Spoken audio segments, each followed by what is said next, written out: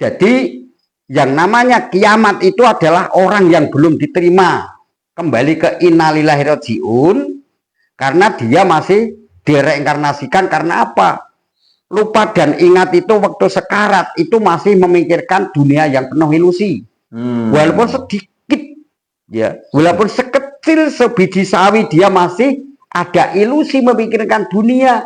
Dia tidak akan bisa sempurna kembali kepada Allah. Dan maka tentang Isra Mi'raj tadi bisa, tapi namanya beda. Kalau Nabi itu wahyu, kalau Gus Syukron itu ilham, kalau kae-kae wangsit, wisik. Lah iya lah. Nek kowe ngandake entuk wahyu, wah ditotoki wong. Sidratul Muntaha sapa wae iso munggah. Sapa iso? Orang ini tadi yang meninggal ini tadi itu di dunia itu tidak suka dengan agama, misalnya juga seneng wong maca Quran, gak seneng wong ngaji. Nanti ketika di alam barzah, misalnya dikirimi Yasin, kira-kira nesu betul Mbak? Wah tambah ngeluh. Tambah ngeluh.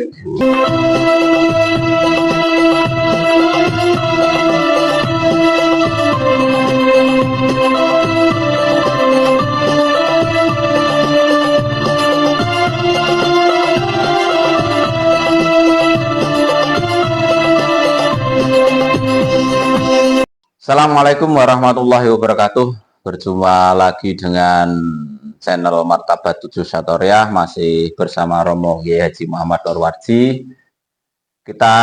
Malam ini kita akan melanjutkan pembahasan tentang bedah kitab Miftahul Jannati. Tapi sebelum itu kita akan menjawab komentar atau pertanyaan dari para pemirsa channel Martabat 7 Satoriah Grobogan. Ini ada dari sahabat kita Marut, dari akun Marut K8N. Ajeng tangklet Mbah, pandangan mengenai titisan-titisan orang zaman dahulu, orang-orang zaman dahulu, mohon dijelaskan titisan niku nopo, dan yang dimaksud raganya orang sekarang tapi isinya orang terdahulu niku pripun, matur suwun. Ini saking sahabat Marut K8N. Ya. Maka kalau nama titisan itu, pandangan titisan itu sendiri juga kalau dicerna dengan akal yang dia, pandangan itu juga susah juga. Karena titisan itu bagaimana?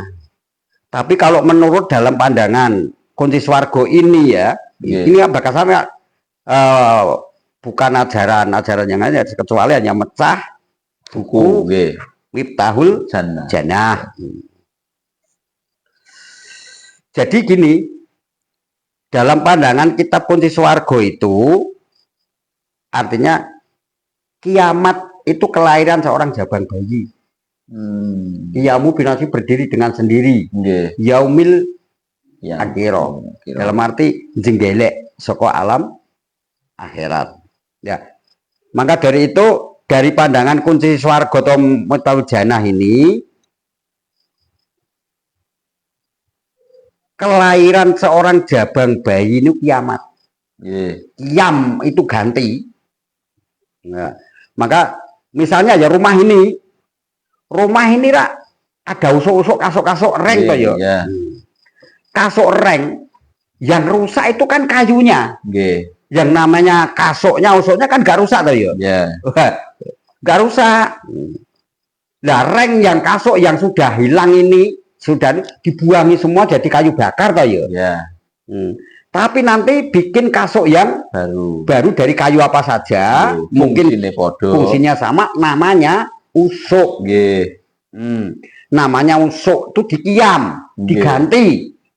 Jadi yang namanya kiamat itu adalah orang yang belum diterima kembali ke innalillahi rajiun, karena dia masih direinkarnasikan. Karena apa? Lupa dan ingat itu waktu sekarat itu masih memikirkan dunia yang penuh ilusi. Walaupun sedikit, ya, walaupun sekecil sebiji sawi, dia masih ada ilusi memikirkan dunia. Dia tidak akan bisa sempurna kembali kepada Allah. Berarti kalau saudara kita Nasrani itu membicarakan tentang menemukan warisannya Nabi Adam.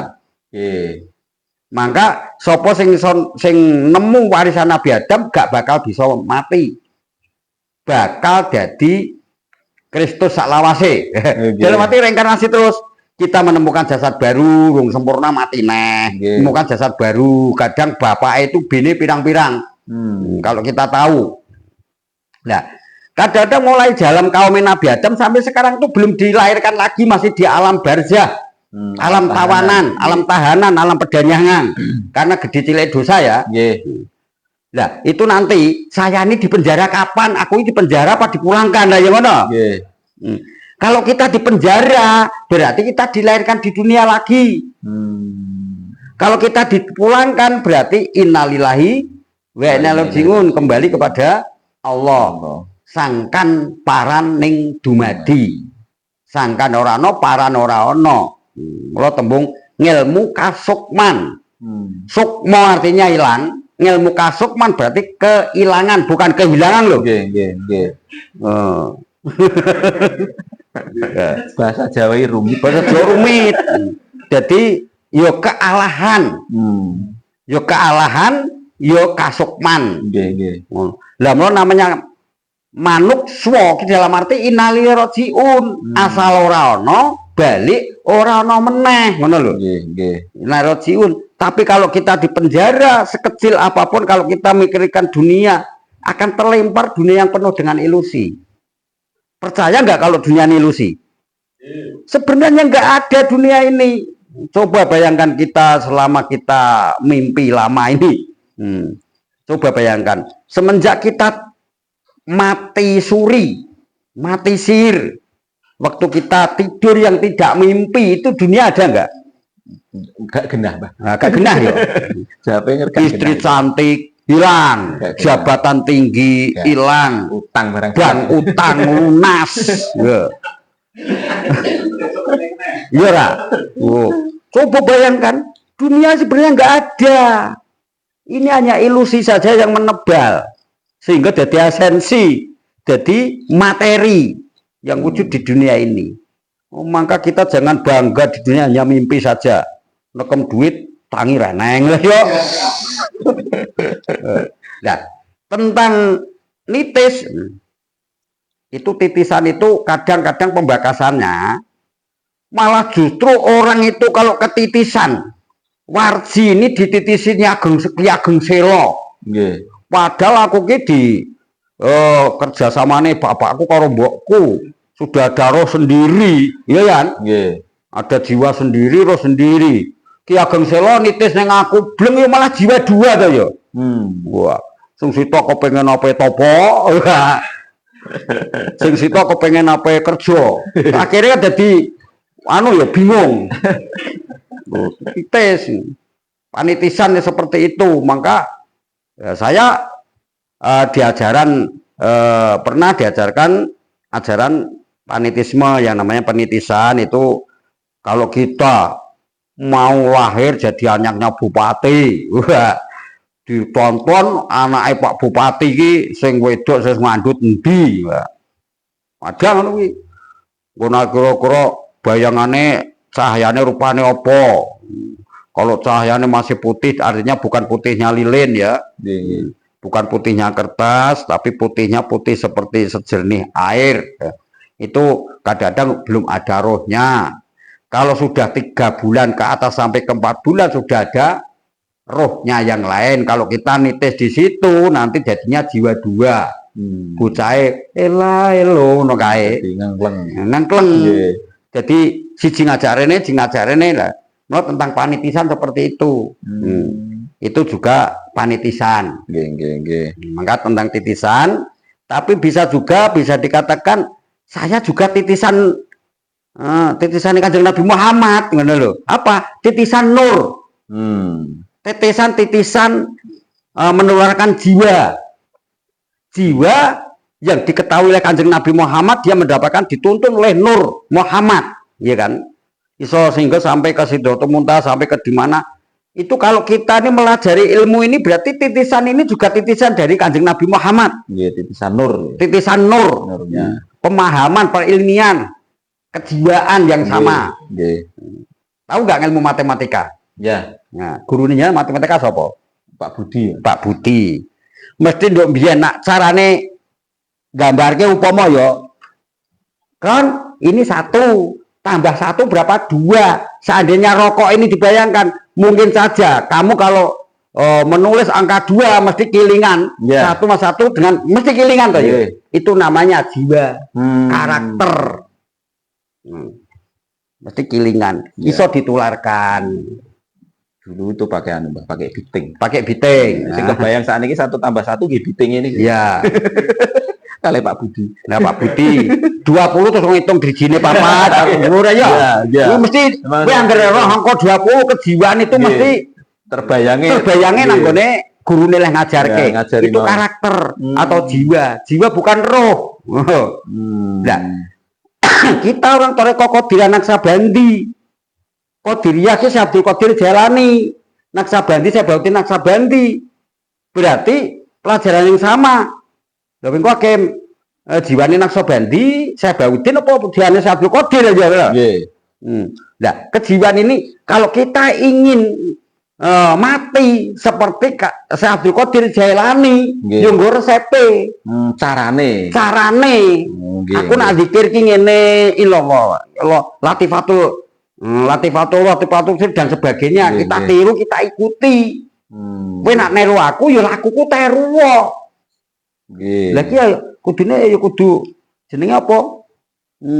Apa mah jenenge? Kita harus patuh apa ya? Taklid ta ya. Taklid, nggih. Karena coro ngono lho. Nggih, nggih, nggih. Iki ra beda niku nggih. Awak kita itu harus ibaur rasul. Ibarat Berarti Rasul. ngikuti carane rasul. Ini kan Rasul. Lah maka dari itu, Gusti Allah pripun gitu. nah maka ada yang tanya lagi masalah tentang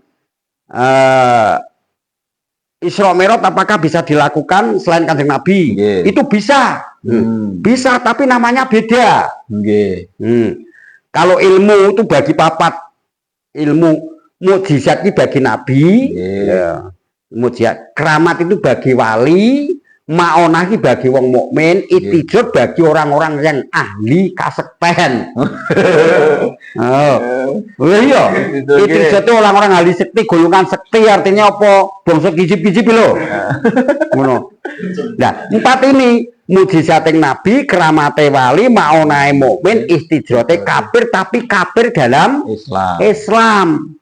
Macane ayat kursi, njaluk linggih ning kursi dadi pong ngono kuwi aja. Salate nggih salat. Salate ya salat. Oke, yo koyok kancane lah beragama. Iya. Tapi tujuannya beda. Tujuannya beda Akhirnya ngono. istri jrote Allah yang Nah, istijrot. Sekarang Fatihah dibaca 40 kali tiap malam sampai 40 hari puasa barang 40 dino supaya idina siratal mustaqim nebak tembok aku iso mlebu. Diberi kalau memang benar-benar itu istijrot. Golongannya sekti. kafir dalam Islam. Kafir dalam Islam. Nggih, nggih, nggih, nggih. Nah, mulai istijrot itu pangkulon, itu bukan dari setan. Langsung dari Allah, tapi pangkulon. Nah, misalnya sampean sekolah disangoni Pak 10.000. Nggih, biasane Biasane 10.000 tumpangke ning bukune ning tase. Barang ngono kowe njaluk 20.000. Nah, rombonge 20.000, aku gah niang, saya enggak mau. Mangkat. Harus wah. Nanti yo ngusik pemesesoke piye? Gua kudu saiki. Nanti memberi tambah 10.000 lagi dilempar. Yo cekeo. Yo badokon. Itu saka pake ora saka nggone sapa ora nyolong yo ora. Nggih, nggih. Tapi rak dengan rindonya dengan beda dengan yang marahnya Ibaratnya ngoten lah. Ibaratnya ngono kuwi. ngono kuwi ibarate.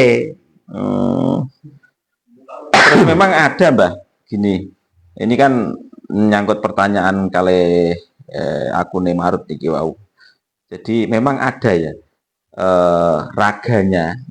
Raga itu di dalamnya isinya itu adalah orang terdahulu. Yang dimaksud titisan pertanyaan dari sahabat Marut K8N itu. Ya. Apakah ada? Misalnya saya gini kemudian ada titisan misalnya mak lampir atau siapa gitu loh, yang masuk ke dalam diri saya itu Ya. memang ada. Itu jiwanya tadi yang dia Nah, itu namanya dia tuh namanya apa? Benalu, kumpladiang. Kalau memang titisan itu tidak disengaja masuk di dalam situ, orangnya tuh jadi ngangong. Oh. Jiwanya sendiri tidak mampu melawan, lemah. Oh, jiwanya nggih. Kayak dindih iki basane. Ya dilindih, Nggih. salah lindih. Jadi dia menang jiwa yang lain, itu malah kayak wongong. Kayak wongong. Beda kalau dipanggil. Nah, maka kadang-kadang sok datang seorang. Kalau orang itu masih punya jiwa sendiri, punya jasa sendiri, punya roh sendiri, kedatangan roh lain, bukan jiwa loh yo. Ya. Kedatangan roh lain, itu nanti akhirnya seperti orang kesurupan lah. Nah, kalau dukun-dukun itu mungkin nanti kan prewangan itu kan diprewangi, jadi jiwanya lemah, dia minta bantuan dari roh lain, bukan jiwa lain loh yo, roh lain. Dan itu efeknya apa, Mbah? Ya efeknya yo akhirnya apa? Dia itu nanti juga jadi penghuni alam-alam seperti itu. Alam yang rohnya tadi. Iya. Oh, keseret ke situ. Ya, maka arep suci dikaya ngopo? Arep suci aja ngopo wong roh rung sempurna. Nuntuno ya ora sempurna ngono lho. Wali ngaku nabi teng mriku. Lah maka dari itu di dalam kunci swarga atau mencau jalan ini mengatakan kalau kamu guru belajarmu mati, belajar innalillah belajar mati ya. Kalau kamu guru sempurna kasampurnaan, golek guru sing wis sempurna. Upamane kowe belajar mati, belajar karo guru sing wis mati. Nggih. Sing wis mati piye? Pripun niku? Lho mboten-mboten. Aja guru karo wong mati. Nggih. Wong sing wis mati itu berarti orang itu sudah mengalami tentang proses kematian, mutu qoblal anta mutu belajar mati sadurunge mati. Dia sudah mengalami proses. Dan maka tentang Isra Mi'raj tadi bisa, tapi namanya beda. Kalau Nabi itu wahyu, kalau Gus Syukron itu ilham, kalau kae-kae wangsit, wisik. Lah iya lah. Nggih. Nek kowe ngandake entuk wahyu, gua ditotoki wong ATI ya. ATI. Oh, nggih. Berarti cara anune nggih. Nak pengen apa? Nak pengen kowe pengen ngerti Jakarta. Kowe manuto karo wong sing wis ning Jakarta, wis tau ning Jakarta, ngoten. Wis nang tau ning Jakarta. Heeh, nek wis tau kan ketedaan. Ning Jakarta nggih. Wong sing wis nang Jakarta. Ya kae wong nang Jakarta, wong tak wis nang Jakarta mulih ning Banyurit, berarti wis nang Jakarta ngono lho. Wong sing wis mati berarti mau wis ngalami proses kematian. Berarti Isra Mi'raj itu bisa dilakukan selain Kanjeng Nabi, tapi namanya beda. Ngono lho.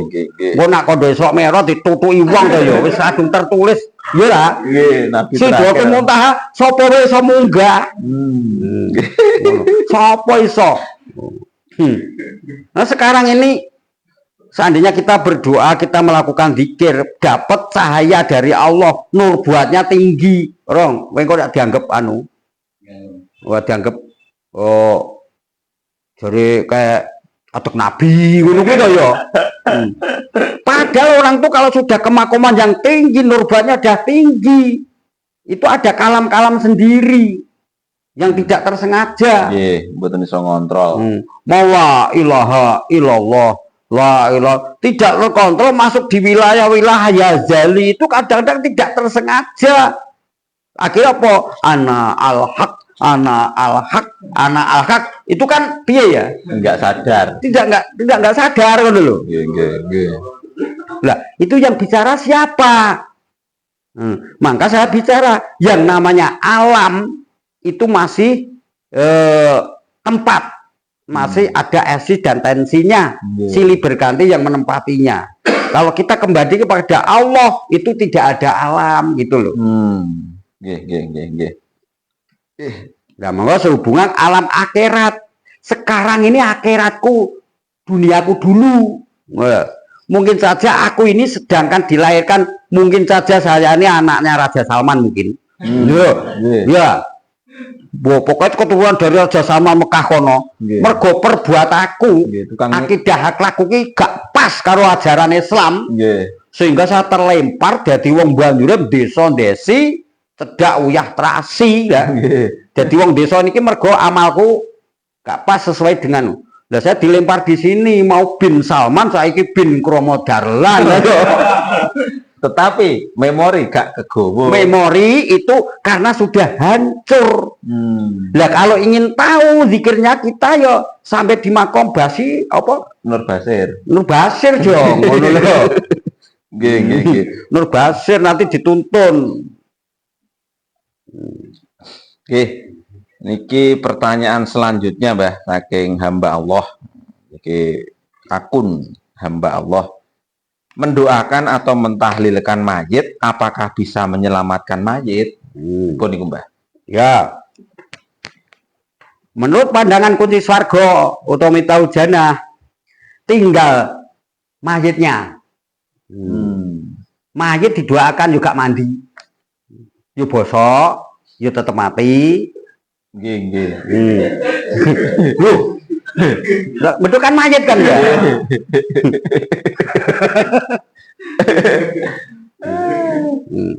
Nah, mendoakan rohnya mayit maksudnya. Nggih, mungkin maksudnya niku, Mbah. Nah, mayit didongake gak enek gunane.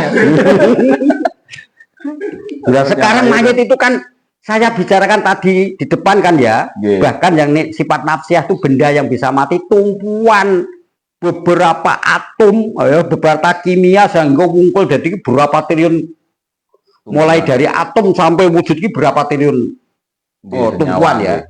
Jadi ini kimia kita ini sebenarnya didoakan jadi apa? Mengurang apa-apa sekelebunan kan.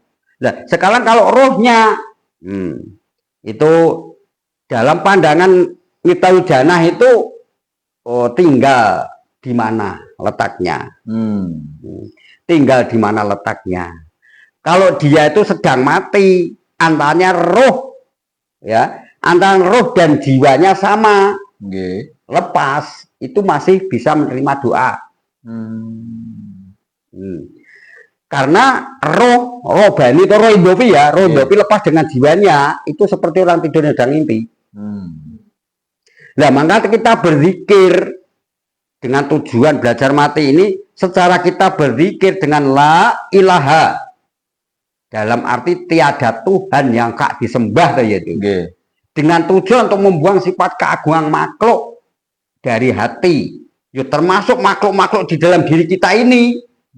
Kodrat, irodat, ilmu, ayat sama bahasa itu buang semua. Semua piranti, semua makhluk-makhluk itu kita lepas. Kita lepas. Kalau kita sudah kebiasa seperti itu, maka jiwa masih melekat pada jasad. Karakter itu dia. Jasad itu nafsu artinya. Nah, nafsu ini disetel dengan jiwa. Nah, roh itu lepas. Ya, itu dia lepasnya ini ibarat ini kendaraan tidak ada pengemudinya. Dia mengalami di sana. Maka sang roh itu lepas dari jasad itu, dia masuk di wilayah satariyah. Dalam arti apa? Dia masuk di wilayah zaman azali. Zaman azali kaya apa? Nah, aku gambarnya gempang, gambarnya kaya. Zaman azali sebelum nenek moyangmu ada, kamu di mana? Mboten roh. Lah, ora roh. Ngono ki wae, enggak tahu. Sebelum nenek moyang kita lahir, kita di mana? Merasa apa? Punya apa? Di situ zaman azali. Mesti yo arti panas, arti dingin, arti utang, wis mbah arti ngene japane entek. Keputusane ya ra? Nggo ngerti pokoknya. Tapi dikala kita berzikir, seandainya kita la ilaha illallah, itu lepasnya di situ. Zikir itu sampai besok pagi, sampai tahunan seperti itu juga. Lepasnya bagaimana? Kadang-kadang lepasnya kalau orang sudah kebiasaan sambil berjalan sambil apa, kadang keuncatan yang namanya roh indofi itu dia kerja dengan sendiri sekonyong-konyong lah. Maka baiknya syariat kita bentuk dengan ilmu fikih, ilmu syariat dibentuk pada jiwa kita sendiri. Bilang pembentukan jiwa. Nanti kalau kelepasan dengan sang pengemudi ini, dia jiwa menjiwai dengan aturan agama, terlepas dengan aturan agama. Masih dalam real. Ya, jiwanya tentu kulina poso-poso, kulina wirid yo wirid, kulina tahlil-tahlil. Nak kulina miso-miso yo miso-miso ngono lho. Lah maka kita kelakuan baik dalam bentuk dengan agama pembentukan jiwa. Kita mengalami nanti ke ilmu kerohanian, ilmu ketorekotan, kekakekatan, keilahian, kasukman itu kalau sang pengemudi ini lepas, akhirnya kita terbentuk sendiri tentang nafsu kita dikemudikan oleh jiwa kita. Jiwane kulino wirid ya wirid. Jiwane kulino gendeng ya gendeng. Senenge gendengane opo? Misale gendenge sinom ya nolo dolang ngono kae. Nggih. Berarti enten efek iki. Enten efek juga misalnya bisa membantu misalnya dia sang rohnya mayit itu yang masih ada jiwanya itu nek wong ngarani hari ning gone siksa kubur napa bisa diselamatkan. Betul. Maka di situ seandainya kita masuk di alam barzah, itu alam pedanyangan. Itu jalan dunia. Tapi juga wis nggak pakai iki ya. Nggak pakai jasa. Tuh, karena apa? Dia itu jiwa dan roh lepas. Maka ini gelitak, dirawat, dipitung dino, ditelung dino. Apa artinya lah ngono. Dia manggon yang alam yang lain. Seandainya kebiasaan itu ngen kebaikan ya kebaikan. Nanggon keburukan. Apa meneh kulino ngae nomor lho ya disanggar wong ngono lho. Yo. Lah maka tinggal kejiwaannya. Nah, maka dari itu diungake pemandi apa tekan dia masih hubungan. Nggih. Mula bener. Sing dinyanyi kayak jadi hari Jumat ahli kubur padha mulih. Itu betul kok masih nang alam pedanya di alam iki sih. Sebab kebiasaannya jeneng kene ngono lho. Nggih. Lah, maka kuwi dadi danyang. Saya mbahmu kuwi nang perapatan kono misale yo, alame beda lho. Nggih. Mbahmu ahli Jumat jeneng perapatan kono. Ketemu ali kae. Weh, putuku lanang lho. Alame yang beda. Engko ketemper wong alame beda sih. Jadi demam. Digowo nang nggone Mbah Dukun ketemper setan ning perapatan bae dhewe lho kuwi. Bae dhewe. Lah bae dhewe. Nggih, misale ngeten, Mbah. Ketika masih di alam barzah, kemudian apa nggih? Orang itu tadi yang orang ini tadi yang meninggal ini tadi itu di dunia itu tidak suka dengan agama. Misalnya gak seneng wong maca Quran, gak seneng wong ngaji. Nanti ketika di alam barzah, misalnya dikirimi Yasin, kira-kira nesu mboten, Mbah? Wah, tambah ngeluh. Berarti masih sama nggih, Pak? Gandengan itu. Wow. Iya.